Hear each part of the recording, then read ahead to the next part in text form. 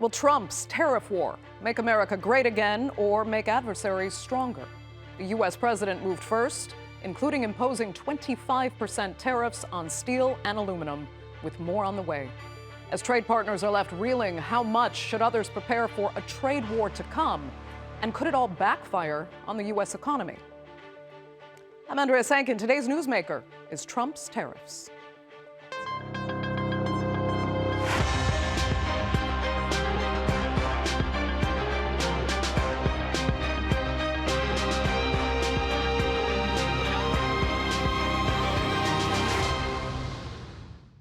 U.S. President Trump warned the world that this was coming, but still, few are able to clarify what the real repercussions will be. He says taxing imports is supposed to benefit the U.S. economy, but when those imports are used by U.S. manufacturers and, of course, consumers, their costs increase. Trump warned there may be some pain, but didn't specify how much. And now, U.S. allies and adversaries are planning and implementing their own retaliatory actions, sending shivers through the global economy. Here's a look. The era of tit-for-tat tariff wars has begun. As Air Force One flew over international waters above the Gulf of Mexico, officially refashioned the Gulf of America by Trump's executive order, Trump threw down the gauntlet in his bid to remake the global order on trade and tariffs. Any steel coming into the United States is going to have a 25% tariff. What about aluminum, sir? Aluminum too. 10%? No, 25%. 25 for aluminum. 25 for both. This new development comes as Chinese tariffs announced earlier in February came into effect on Monday. China slapped a 15% tariff on American coal and liquefied natural gas, and another 10% on US crude oil, farm equipment, and large-engined motor vehicles. Adding salt to the wound, China also imposed controls of its own exports of rare earth minerals. China controls much of the world's supply of these resources, which are critical to the transition to clean energy. But Beijing's moves were relatively modest and restrained. The tariffs were partly symbolic and had a time delay before they would come into effect. This was to encourage further dialogue and negotiation, but also to leave further room to increase upwards if Beijing thought it was needed. During the phone call on January 17 between the two heads of governments, the Chinese side has made clear its principal position. The two sides also reached a principal consensus on mutually beneficial cooperation. What would we need now is not unilateral additional tariffs, but dialogue and consultation based on equality and mutual respect. That deadline has now passed. These tariffs were themselves China's response to Trump announcing a further 10% to be imposed on Chinese goods being sent to the US. At the time, the US Postal Service said it would no longer deliver any packages sent from China and Hong Kong to the USA, and the US would close a loophole that allows post being sent under $800 to be exempt from taxes. They later went back on their decision not to deliver post from Hong Kong and China, but the $800 tax-free loophole on post is no more. With the world's two largest economies face-to-face in a trade war, and with the US now imposing a 25% tariff across the board on all non-US steel and aluminium, the exact situation that many countries the world over don't want to happen is seemingly happening. We've done the numbers. If we have tit-for-tat retaliation, whether it's 25%, tariff 60%, and we go to where we were in the 1930s, we're going to see double-digit global GDP losses. Double-digit. That's catastrophic. Everyone will pay. As the starting gun is fired on a US-led trade war, Trump is also insisting he will expand tariffs to other regions, including the European Union. In the messy and unpredictable world of Trumpian announcements, is the adversarial approach playing into China's hands? China has already been decoupling from its reliance on the US as a main export destination. Could Trump's approach backfire and entice other countries to turn to closer trade and diplomatic ties with China? Could Trump's bluster and bravado hasten the transition to China becoming the world's biggest superpower? So, what will be the consequences of cracking down on free trade for the U.S., China, and for others? Well, joining me now to debate that and more are from Beijing, Senior Fellow at Taihe Institute, Einar Tangen, from Washington, Geopolitical Advisor Rina Shah, and from London, Chairperson of Republicans Overseas UK, Greg Swenson. Thanks all so much for being with me. Einar, I'll start with you because China really is taking the first hits and kind of punching right back. So Canada and Mexico really went straight into negotiations to have at least their tariffs delayed.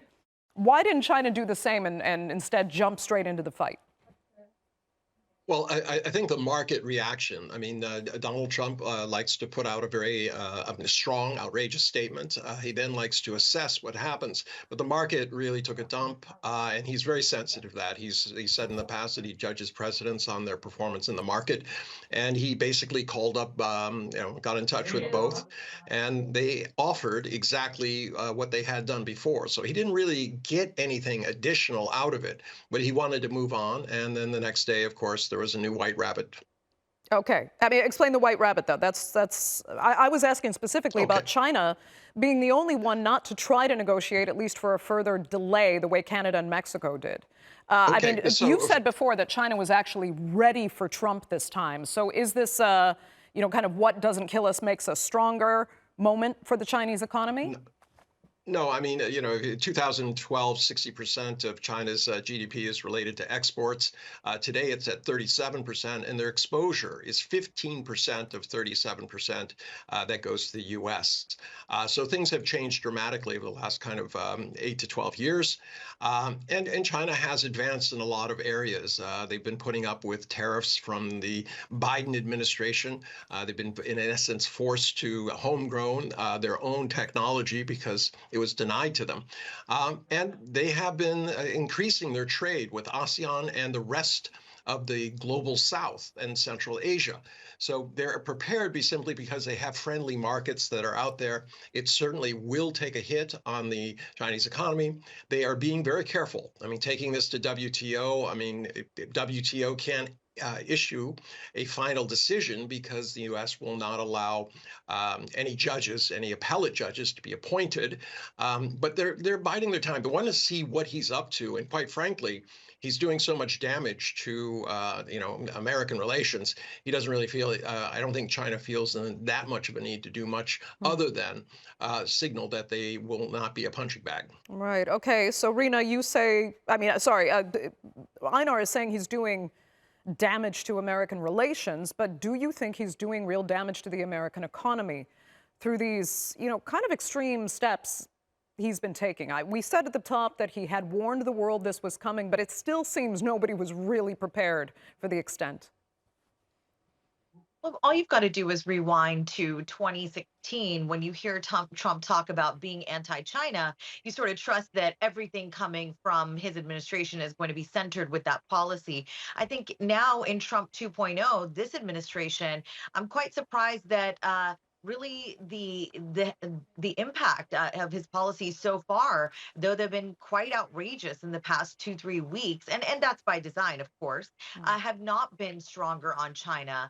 What I'm seeing more is a more anti-Mexico sentiment than I'm seeing an anti-China sentiment out of this administration. That doesn't mean it won't change in the coming months, but I think right now Trump is perhaps employing a very unique negotiating tactic, as we've seen him do with other things since taking office just a few short weeks ago. This is a delicate dance. He knows that. He knows that so much of how we get our goods, our daily commodities here in the United States, some of what's become cheap, fast, and available to us is coming from China. He can't quite hit that and cut that off so quickly because that's the pain that's going to be felt on the American pocketbook.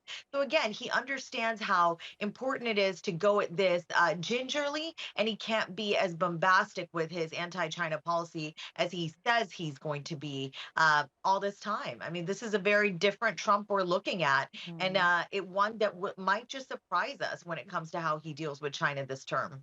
I'm surprised to hear you say this, Rina, because all along you've long been a lifelong Republican, but you were disappointed in President Trump, somewhat, as some would describe it, even hijacking the Republican Party and drawing away from the kind of traditional values of republicanism. I mean, not least Ronald Reagan was a huge proponent of free trade, global trade, and now you've got Trump going to the opposite extreme. So, what makes you feel good about Trump's policy in the respect to global trade and shying away from it entirely?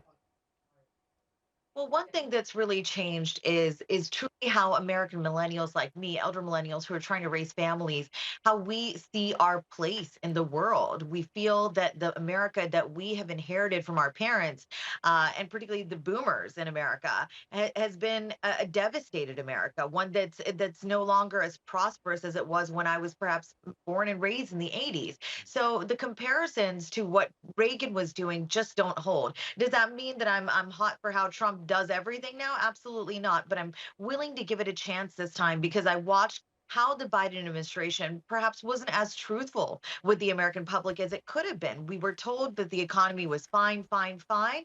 And frankly, the way we felt about it over the past 2, 3 years is what led to Trump's reentry. So many fellow Americans. Do you take into consideration, though, Rina, that when economic policies are instituted, they take years, really, to take effect. And that's where a lot of the criticism of Reagan, I mean, you say times were kind of good in the 80s and 90s, but now are we seeing what the issues were with Reagan making global free trade? In the 90s when we saw NAFTA, for example, signed, that's eventually what brought the U.S. economy to the state it's in now and why Trump became popular? And now maybe the same process with him. He's going to go to another extreme and we'll see the damage in 20 years' time. Oh, I wouldn't be so sure we could draw a direct line. Times have changed a great deal. The nature of work has changed a great deal. And because of free trade, what we've seen is a world that's interconnected in a good way. But because of that, there are ill effects that we couldn't have seen coming. Trump, when he campaigned last year, talked about an America that could be a manufacturing giant again. That is where I don't fully believe him. But he's got to try some things to bring some of our manufacturing home. We need made in the USA. And it's a tall order for him to try to fill that. But one thing is for sure, we need an administration that is able to keep up with the time. So that's what I'm trying to give this Trump 2.0 the benefit of the doubt for. Okay, Einar, I can see you disagree. I'll come back to you in a second. Let's let Greg explain with even more confidence than Rina, apparently, because you do believe this is good. I mean, I explained the lack of clarity as to how this is supposed to play out for the U.S. consumers, for some U.S. manufacturers. You tell us why you have that confidence that Americans are going to win. Yeah, I think Rina brought up some good points that times have changed, and I think the idea of tariffs is new to many of us that have been involved in Republican politics for a long time. But I think we've figured it out. Trump 1.0 had some tariffs. There was no meaningful inflation as a result from that, and so I think that maybe we got our feet wet in the first term. Biden kept much of those policies in place. And remember, going back to the 80s, I mean, we all remember it fondly, but Reagan used tariffs as well. He used them against the Japanese when they were importing cars to the U.S. And I always argued it's because the Americans at the time weren't making good cars. But whatever the reason is, it can be used as a tool. And as I think we've all discussed, as a negotiating tool, it's been pretty effective. It worked with Colombia when the president of Colombia wouldn't take any of the planes carrying illegal migrants. It worked to a certain degree with Mexico and Canada. And so, as a revenue tool, I'm not sure it's going to really move the needle. I think the cost cutting is much more important. But I do think as a negotiating tool, it can be, there's a place for it. It worked with the French in the first term when they were threatening taxes on American technology companies. And it worked with, in many respects, it worked with Mexico with the Remain in Mexico policy. So it's It interesting. can be effective. I mean, I'm sorry, I bring up Reagan because he is such an icon of the Republican Party. And he said, and I'm quoting him directly, when people in free economies are allowed to trade with one another around the world, the result is greater prosperity for all. And now we've seen a 180-degree turn from that belief. But I don't know that it's a 180-degree turn. I mean, I think what President Trump wants is free and fair trade, and so much of the trade is not free and fair. So I think if we had leveled out our tariffs to the point where they were consistent with, for example, the EU, where Germany has a tariff on American cars at 4 times the rate of the American rate on German cars. So, I think there's some ways to improve the global trading system. Okay. I mean, Einar, from what our other panelists are describing, the U.S. is set for a win. But others will say, and as you've argued before, this is actually setting global dynamics up for new axes of trade that China is already prepared to benefit for, and the U.S. will most likely lose out. Well, yeah, I mean, the elephant in the room that they're not discussing is that the U.S. is acting as a playground bully. It's beating up on Panama and insisting that it has free rights or that it'll take it over. I mean, this thing with Greenland is ridiculous. And belittling your closest and longest ally, Canada, is just unbelievable. And if this is the way you treat your friends and neighbors, the rest of the world is awaiting. Keep in mind, today, he put forward his steel tariffs, steel and aluminum tariffs. This is a day after he convinced, the prime minister of Japan that what Nippon Steel needs to do is invest in U.S. steel. Well, let's see here. Invest in U.S. steel, and by the way, I'm going to raise the prices of your steel coming into the U.S. By 25%. It is quite amazing, and the same thing happened to our Canadian friend. I'm not a particular fan of his, but he went down on a begging trip down to Mar-a-Lago, and the day afterwards he was belittled as the governor of Canada, as the 51st state. This kind of personal attack will have an entity. Now, the reason I was shaking my head when Rina was talking is I was chairman of the state of Wisconsin's International Trade Council, and this was about 25 years ago, but I keep in touch. And I'll tell you, the state, it continues to produce more. It's not the U.S. is producing less. It's not keeping up with the global expansion that is out there. So today, U.S. companies in the industrial side are producing more than they ever have before. But as I said, they're just not keeping up with the rest of the world. So this idea that somehow it was lost or something like that, it's nonsense. What was lost was, labor that was too expensive. People went to automation.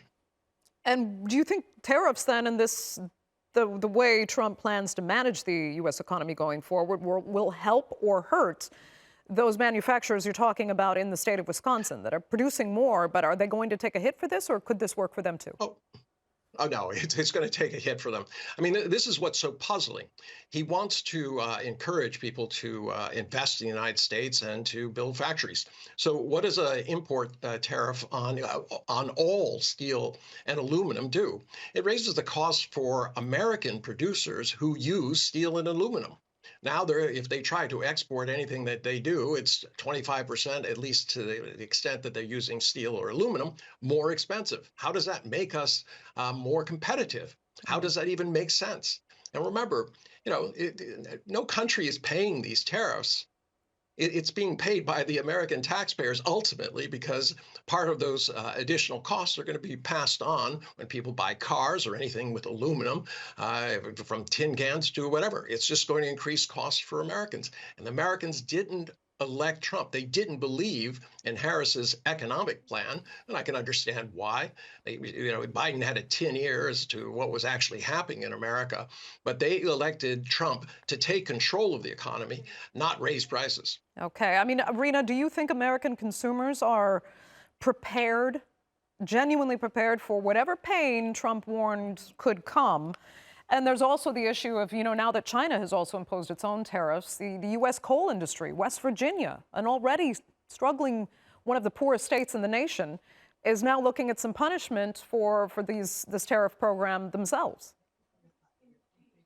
Well, funny enough, I'm born and raised in West Virginia, the southern coal fields there. And I can tell you that state of mine has experienced a great amount of pain going back to the early 90s when coal mines started closing then. So this talk of perhaps Trump being the great punisher, I think is just all for naught. It doesn't really square up with what I think is truly happening. I think the American people have had the wool pulled over their eyes by a couple administrations now, whether they be Republicans or Democrats. I think we've had our federal seat and a great many people sitting in our federal seat here in Washington, D.C. lie to us about how globalism is good. In general, I think the argument that Trump is some playground bully is acting some way is laughable, because what kind of bully also helps their friends for years? We have been helping the world at a rate which I think is just unconscionable. It's ridiculous. Every time something massive, the world is looking at America to pay for it. And frankly, I and so many other younger Americans are sick of that kind of talk. So that's why Trump got in office. Whether you like the guy or not, you want disruption. Ordinary Americans want disruption. We're not sitting here saying, hey, we're ready for pain, we're ready for higher prices. We want something to change in Washington. And the great argument that all these supposedly brilliant economists have made about how tariffs are no good, they just don't hold water anymore, because frankly, Washington has been fooling the American public for a long time, and we see it play out in every industry.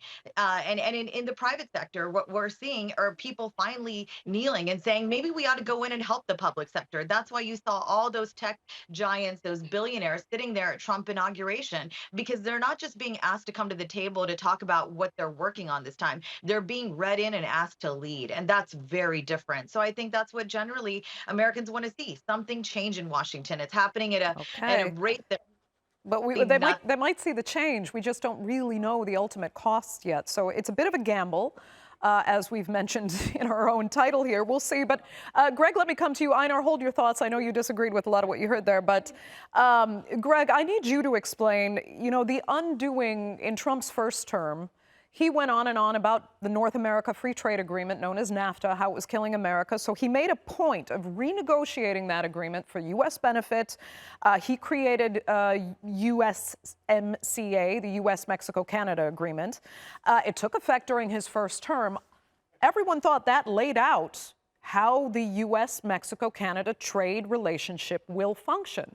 Now he comes into office, and the first thing he does is put punishing tariffs on Canada, on Mexico, and as Einar was saying, as many interpret him being the playground bully, saying that if Canada doesn't want the tariffs, it can become the 51st state.